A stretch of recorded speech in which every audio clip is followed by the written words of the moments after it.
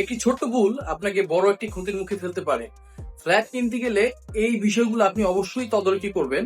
প্রথমত আপনার ফ্ল্যাটটা যদি পছন্দ হয়, অবশ্যই আপনি ফ্ল্যাটের documents and each and everything, আপনার যে ডকুমেন্টস গুলো আছে এগুলো খুবই একটা আইনজীবী অথবা আইনজীবী ব্যক্তি অথবা আপনার কাউকে দিয়ে খুব ভালোভাবে খুব সরুভাবে আপনারা এটা চেক করবেন।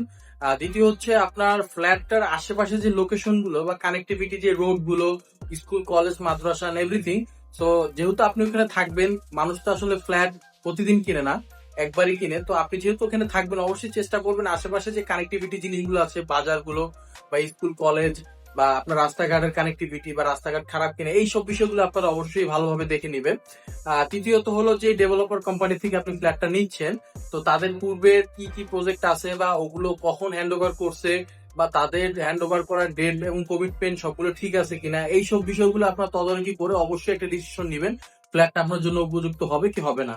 তো বিস্তারিত এই ধরনের আরো ইনফরমেটিভ ভিডিওর জন্য অবশ্যই আমাদের চ্যানেলটা ফলো করে রাখতে পারেন। ইনশাল্লাহ আমরা চেষ্টা করবো এই দিক থেকে আপনাদের সাহায্য করার জন্য। ধন্যবাদ।